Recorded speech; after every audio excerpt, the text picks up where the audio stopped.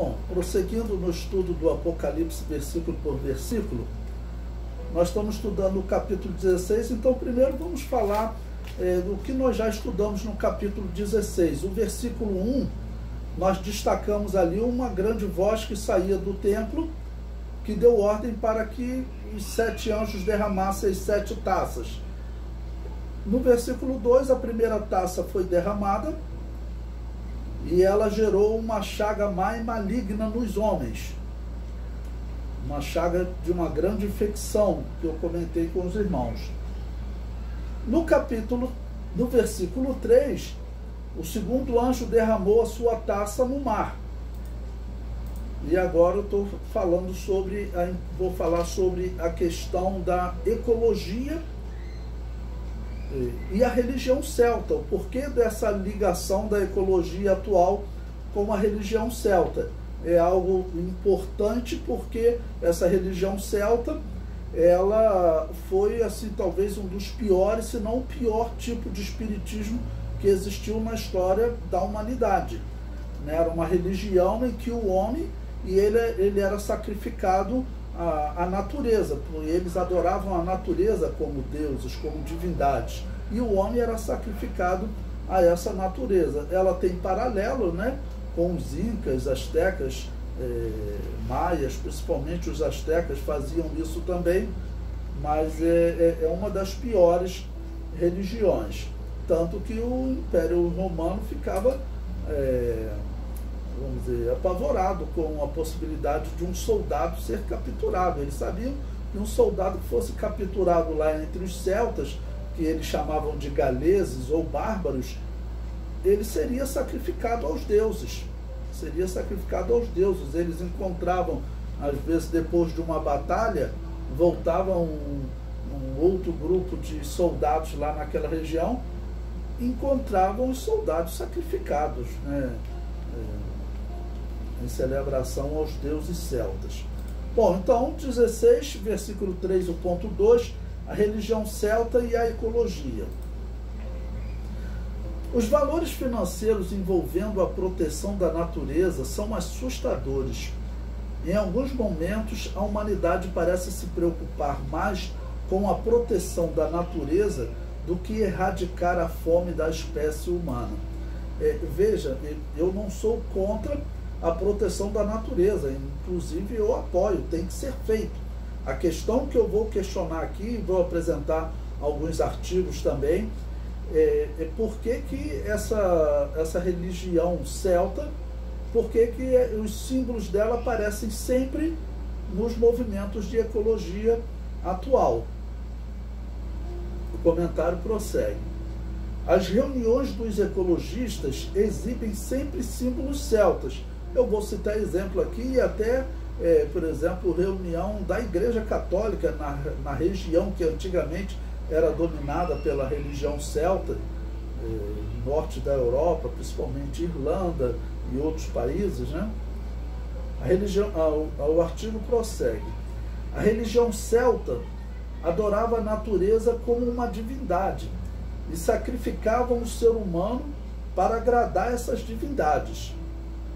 Uma religião extremamente espírita tem um papel importante na proteção à natureza. Um dos símbolos celtas mais comuns na ecologia é a cruz celta. Ela combina a cruz com o sol, que era símbolo do deus Odin. Esse símbolo parece ter sido criado pelo sacerdote católico Patrício, que viveu de 380 a 461 da era cristã. Bom, então, explicando um pouquinho sobre esse ponto aqui para vocês. Se você observar, você vai encontrar o Papa em diversos momentos apresentando o símbolo celta, essa cruz com um sol. Aquele ali é um símbolo espírita. Esse é um símbolo da união da religião celta, do espiritismo celta, com a Igreja Católica. E eu vou contar agora como que esse Patrício fez essa união da religião celta com os elementos pagãos do catolicismo, né?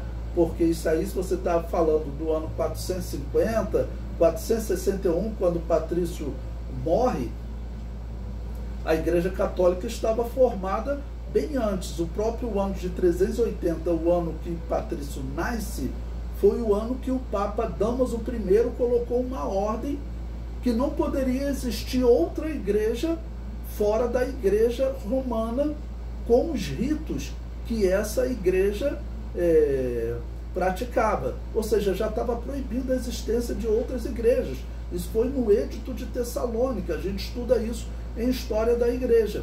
Ou seja, um Papa que ele já está proibindo o funcionamento das outras igrejas, e ele fala bem claro lá nesse edito: quem tentar abrir uma igreja com um padrão diferente da Igreja de Roma, ele será punido pelo céu e pela terra. Pelo céu, a Igreja Católica já assumia o direito de punir, e pela terra, porque eles iriam usar o poder do Império Romano para punir. Bom, então, Patrício ele já é um bispo espírita, né? Ou seja, um bispo que usava aquele incenso de Júpiter no culto católico, porque isso foi adotado 2 anos depois que Constantino organizou a igreja.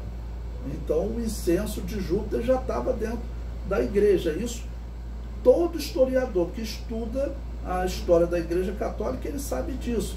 Mas tem alguns que consideram, já tinha um elemento do paganismo lá, mas continuava sendo Igreja de Jesus. Não, não dava para continuar sendo Igreja de Jesus. Pois bem, então Patrício, a história que eu vou contar agora, a história conta que Patrício ele conseguiu ganhar muitos celtas para os Jesus do catolicismo, né? E ele fazia o quê? Ele passava uma semana na paróquia, trabalhando, e depois ele passava uma semana com os sacerdotes celtas, trabalhando no culto deles.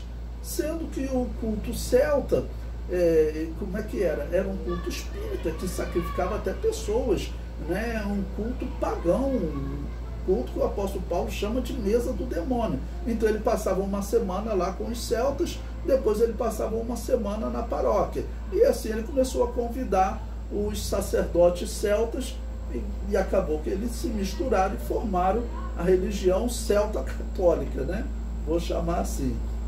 Bom, o comentário diz: Patrício foi enviado para evangelizar os celtas e desenvolveu o método de evangelismo espírita.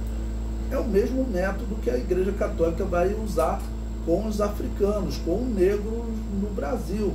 A religião deles vai ser adotada e substituída, né, pela Igreja Católica, mas fazendo uma mistura, vamos dizer, do espiritismo africano com a doutrina católica, né? O comentário prossegue. Então Patrício, enquanto evangelizava os pagãos, ele passava uma semana na paróquia e outra semana com os sacerdotes celtas praticando os ritos pagãos. Para retribuir, na semana seguinte, os sacerdotes pagãos participavam da missa na paróquia. O resultado foi um bárbaro, acreditando ser cristão, que decidiu implantar o cristianismo entre os bárbaros na base da força, e isso apoiado pelo Papa. Carlos Magno, que viveu de 742 a 814 da era cristã, ele é resultado dessa religião misturada entre celtas e catolicismo. Então ele respeitava a religião católica, porque essa religião celta católica já estava espalhada na Europa, porque ele vive cerca de 300 anos depois de Patrício. Então ele vivendo 300 anos depois de Patrício, ele simpatizou com o catolicismo, e o que ele vai fazer? Ele vai organizar guerras, tá bom? Que foram consideradas Guerra Santa pelo Papa Leão III, né, que viveu de 750 a 816, ou seja, o Papa que abençoava Carlos Magno nas suas batalhas contra os bárbaros. Então, as guerras de Carlos Magno foram consideradas Guerra Santa pelo Papa Leão III, graças à obra Cidade de Deus, de Agostinho de Hipona, né? Agostinho de Hipona, ele havia defendido que a igreja podia matar para implantar o reino de Deus. Isso foi chamado de Guerra Santa ou Guerra Justa. Bom, vamos lembrar que Agostinho de Hipona defendeu essa tese no ano 410 da era cristã. E vamos lembrar também que Agostinho de Hipona já fazia parte daqueles bispos que usavam o incenso de Júpiter, né? A mesa do demônio já estava formada ali, usando a expressão que o apóstolo Paulo usava. Então, era um bispo espírita, era um bispo católico.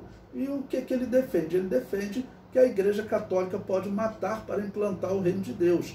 Isso é algo inaceitável, mas esse homem, ele se tornou uma referência na Igreja Católica. As igrejas reformadas que saíram da Igreja Católica também acreditam nisso, né?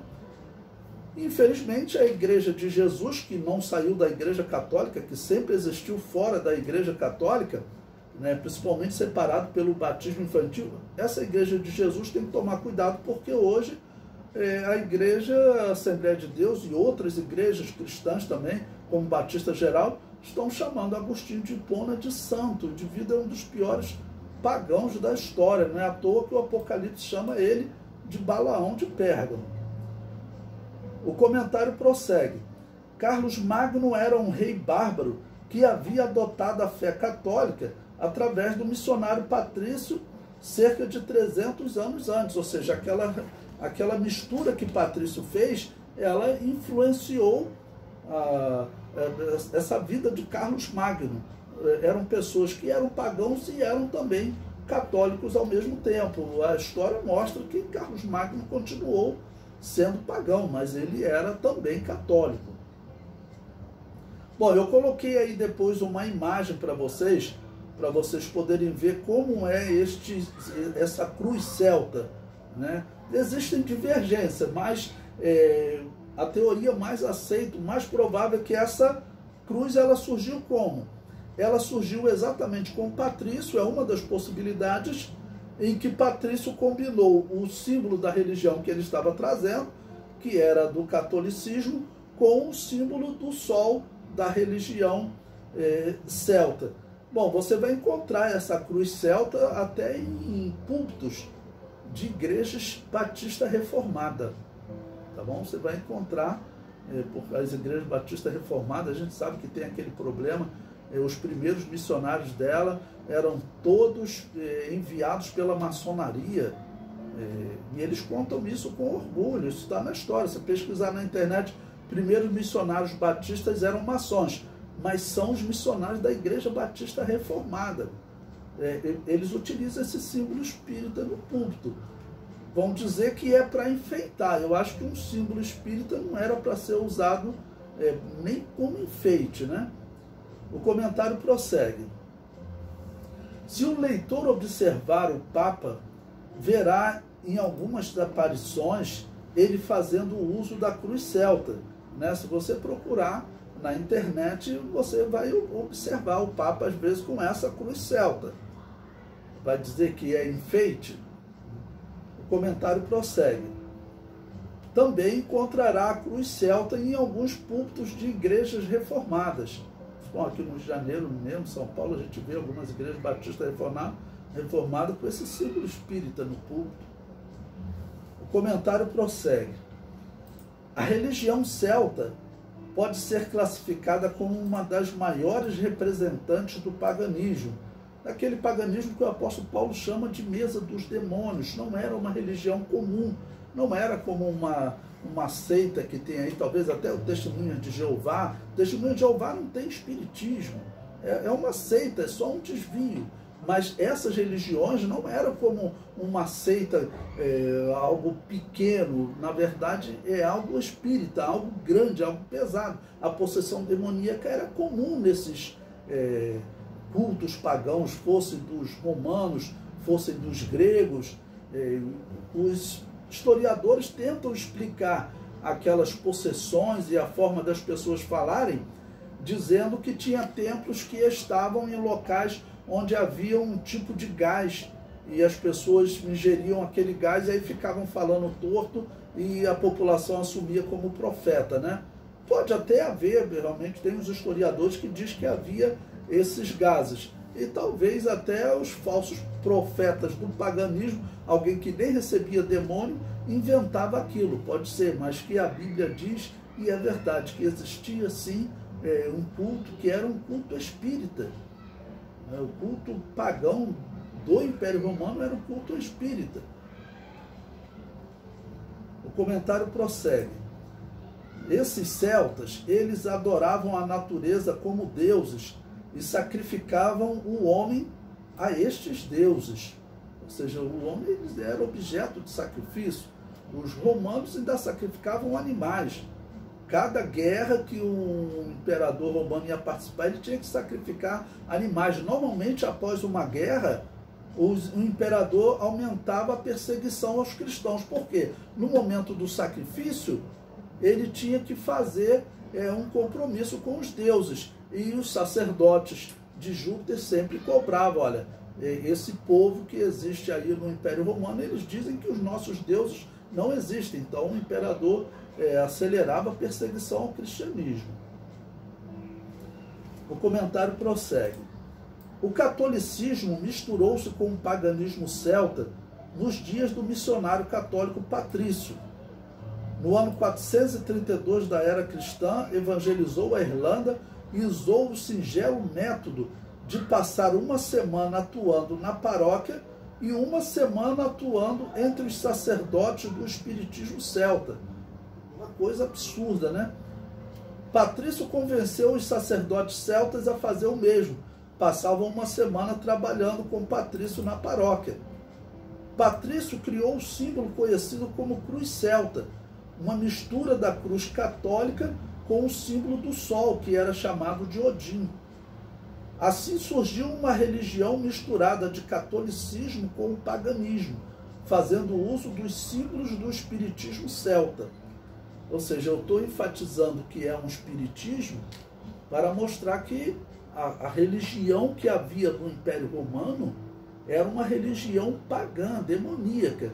Então, esse envolvimento da igreja que Constantino criou, que é a Igreja Católica, com aquela religião é algo que nós temos que tomar muito cuidado. Já se vão aí 1700 anos daquela mistura, né, que Constantino fez, mas é algo que nós temos que tomar muito cuidado, porque é uma religião pagã que quer contaminar a verdadeira igreja de Jesus. Assim que Constantino organizou a sua religião, organizou a Igreja Católica, 2 anos depois a história já fala de perseguição a outros pastores, a outros cristãos que não aceitavam o rito católico, como foi o caso do pastor Donato, que Constantino proibiu ele de pregar o evangelho, exilou ele entre os bárbaros da região da Gália, e proibiu ele de pregar o evangelho. Por quê? Porque ele discordava dos bispos que Constantino tinha colocado para liderar a igreja. Porque quem eram esses bispos? Foram os bispos que durante a perseguição eles negaram Jesus e trabalharam no culto de Júpiter para não morrer. Eles vão levar toda a religião de Júpiter, a religião dos romanos, para a Igreja Católica. Até o uso do incenso do culto de Júpiter é imediato, isso não tem dúvida. Quem estuda religião sabe que esse foi o procedimento de Constantino e da Igreja Católica. E essa religião ela tem um papel importante no engano da humanidade desses últimos dias, e até de alguns cristãos, infelizmente, correm risco de serem levados, né, por esse vento de doutrina. Vento velho, né, que está correndo há 1700 anos. O comentário prossegue. Dessa religião católica pagã surgiu o imperador Carlos Magno, que reinou sobre o Império Romano Germânico de 800 a 814 da era cristã. Nesse período, Carlos Magno ele fez muitas guerras aos povos bárbaros, obrigando eles a se subjugarem à Igreja Católica. Eu falo do poder que essa instituição tem, porque você veja, o espiritismo celta teve que se subjugar a essa instituição. Ela obrigou todos os bárbaros a receberem o batismo católico, e quem não recebesse seria morto por Carlos Magno. E a quantidade de mortos foi algo assim que não tem como ser calculado naquelas guerras bárbaras, e diz a história que os bárbaros aceitaram ser batizados porque era uma guerra para eles que não fazia sentido. Eles simplesmente aceitaram o batismo e continuaram cultuando os deuses pagãos. A história diz isso, eles não se converteram ao cristianismo, eles se converteram ao catolicismo. O catolicismo acreditava que é possível você converter através da guerra, através de matança. Agostinho de Hipona tinha defendido isso, mas a Bíblia não defende isso. O comentário prossegue. Em 2018, falando agora um pouquinho da atualidade, né? Em 2018, o Papa visitou a Irlanda e fez questão de fazer uso desses símbolos pagãos. Então, observe, aconteceu há 4 anos, né? Em 2018, nós estamos no ano de 2022, o Papa ele faz uma visita à Irlanda. E quando ele faz essa visita, observe que eles farão questão de usar o símbolo do espiritismo celta. Qualquer livro, qualquer dicionário de religião sabe que a religião celta era um espiritismo bárbaro. Mas eles, mesmo assim, continuam fazendo uso desses símbolos. Ou seja, parece assim que o inimigo, o dragão, ele não faz as coisas escondidas. As coisas não estão escondidas. As coisas estão aos olhos de todos. As pessoas veem, mas elas toleram, porque o que eu estou falando para vocês, todos os historiadores, eles sabem disso. Seja um historiador reformado, seja um historiador católico, os católicos falam que isso é uma estratégia, que eles usaram uma estratégia para ganhar os espíritas da África. Isso não é verdade. Na verdade, eles fizeram uma mistura do catolicismo com o espiritismo da África. Essa estratégia, ela não é verdadeira, ela não é cristã. E eles fizeram o mesmo com a religião celta. E naquela época da religião celta, eles podiam obrigar e matar à vontade. Dos africanos, eles já não podiam tanto, mas eles autorizavam, né, o Império Português e outros também infelizmente, manter aquela prática horrível, né? Bom, então eu separei aí um artigo, né, que está na internet, está o link completo aí para vocês poderem ver, ok? Esse artigo, ele fala do Papa na Irlanda, e ele até colocou como uma pergunta, tá certo? O Papa na Irlanda vestirá símbolos celtas? Essa é a pergunta. E por que o artigo ele vai perguntar isso? Porque todos sabem que a religião celta é um espiritismo. E aí as pessoas perguntam, o Papa ele diz que ele pertence ao cristianismo. Será que ele vai usar o símbolo celta? Eu falei um pouco antes para vocês que a religião celta teve que se subjugar à religião da Babilônia apocalíptica.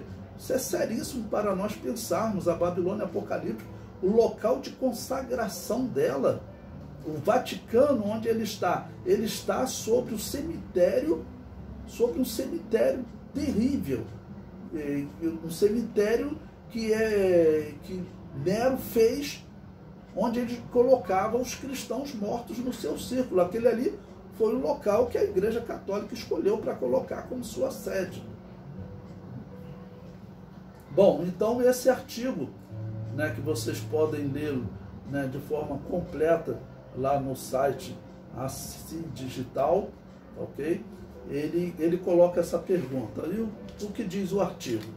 17 de agosto de 2018, ele diz: na última quarta-feira foram apresentados alguns elementos litúrgicos que serão utilizados no Encontro Mundial das Famílias, em 2018, na Irlanda, entre os quais um paramento inspirado nas imagens celtas que o Papa Francisco usará. Ou seja, o artigo já diz, o Papa ele vai usar os artigos celtas. Aquela religião celta, ela continua sendo importante para a Babilônia apocalíptica. Essa é uma mistura que a história comprova e ela continua viva. Tudo isso para nós tomarmos cuidado com essas igrejas que estão se associando à Igreja Católica. Eu sempre repito, todas as igrejas reformadas, elas já assinaram. Você pode pesquisar em dezembro de 2017, eles assinaram um acordo com a Igreja Católica, com o Vaticano, que é um acordo assim de retorno à Igreja Mãe, chamando a Babilônia Apocalíptica de Igreja Mãe. A Igreja Católica, com certeza, ela é a Babilônia Apocalíptica. Ela nunca foi Igreja de Jesus, ela não é Igreja Mãe. Essas igrejas reformadas que estão indo para a Babilônia Apocalíptica, elas podem chamar a Babilônia Apocalíptica de mãe. A verdadeira Igreja de Jesus não pode cometer esse erro. O comentário prossegue do artigo. O padre Damian McNice, responsável pelo Comitê de Liturgia do Encontro Mundial das Famílias, apresentou em 15 de agosto vários paramentos que os sacerdotes usarão nas missas durante o encontro e que são semelhantes aos que o Papa Francisco usará para a missa de encerramento em Phoenix Park, em Dublin. O sacerdote explicou que no centro de cada paramento está o Trinity Spiral ou Triskel, símbolo idêntico ao que está na logo do Encontro Mundial das Famílias. Observe, eu vou mostrar o que simbolizava esse triskel para os celtas, tá bom? Como ele era e como ele aparece no símbolo do Encontro Mundial de Famílias. Eu coloquei aí abaixo uma figura para vocês contendo exatamente o símbolo, né, o logo do Encontro Mundial das Famílias. E se você observa que na palavra encontro, você tem ali o que é o triskel. Este é o símbolo celta. Alguém vai falar assim, pastor Levi, eles usam isso só de enfeite. Mas é muito estranho uma instituição que diz ser cristã fazer uso do símbolo celta, e nós sabemos que na história a evangelização dos celtas foi um método evangelístico espírita de união do espiritismo com a religião. Isso sempre foi uma prática comum na Igreja Católica, e você encontra esse símbolo. Bom, o que simboliza o triskel? Eu coloquei uma outra imagem abaixo para você, em que você vai encontrar o triskel representado de diversas maneiras. Ok? Você vai encontrar o triskel de diversas maneiras. Nós tínhamos aqui no Brasil até o Unibanco, ele usava o triskel, o símbolo do Unibanco, eu acho que era do Unibanco, depois eu vou ter que verificar. Ele usava o triskel.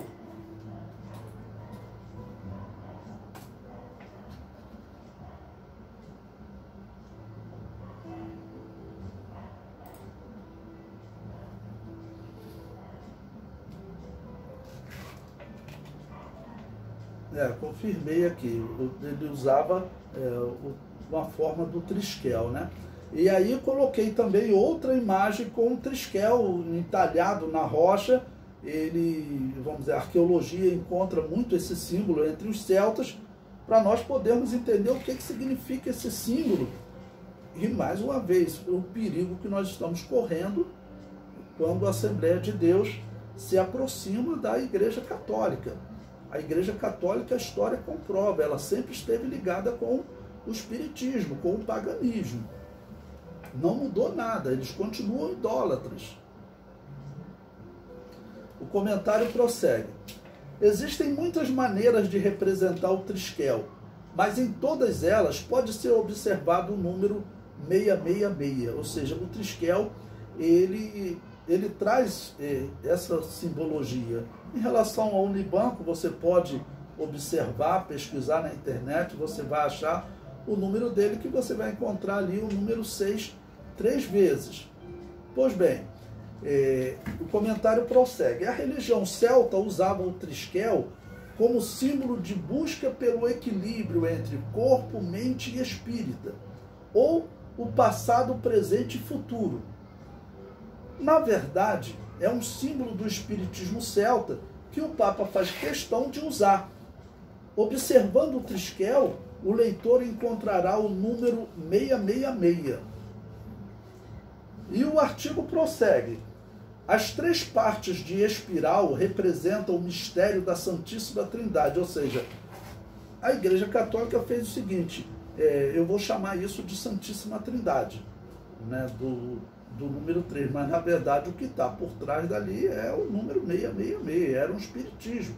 O cristianismo não tem que adotar símbolo, né, e esse símbolo pertencia ao espiritismo celta, e agora eles querem trazer isso para o cristianismo. Isso daí não é uma prática cristã. Quem fez e quem faz isso não é uma igreja cristã. O comentário prossegue. As três partes da espiral representam o mistério da Santíssima Trindade. Entretanto, baseia-se originalmente nas imagens celtas gravadas em muitas pedras antigas e monumentos na Irlanda. Então, as três partes, no caso, segundo o catolicismo, né?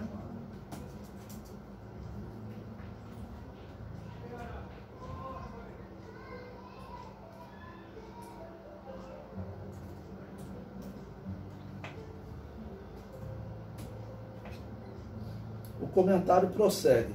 Segundo a cultura celta, o triskel representa a evolução e o crescimento, o equilíbrio entre o corpo, a mente e o espírito, né? Vendo aí o significado do que eles acreditam ser esse símbolo, né? O artigo prossegue. Além disso, significa o princípio e o fim, a evolução eterna e a aprendizagem perpétua. Eles colocam um monte de significados, né, também para trazer uma mensagem filosófica, algo para poder atrair as pessoas, né? E o comentário prossegue. Entre outros elementos litúrgicos, Padre McNice também apresentou a Pena-Cross, uma cruz que estará presente no altar da missa de encerramento. A cruz foi esculpida em um único pedaço de madeira, é de 1763 e está em uma comunidade carmelita da Arquidiocese de Dublin. Os detalhes esculpidos na parte da frente e de trás da cruz foram desenhados para contar a história da paixão e da ressurreição de Jesus Cristo.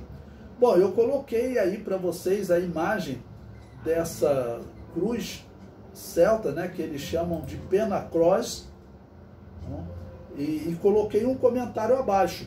Ela mostra alguns símbolos para vocês poderem ver, mas um exemplo de união com a religião celta está aos pés de Jesus.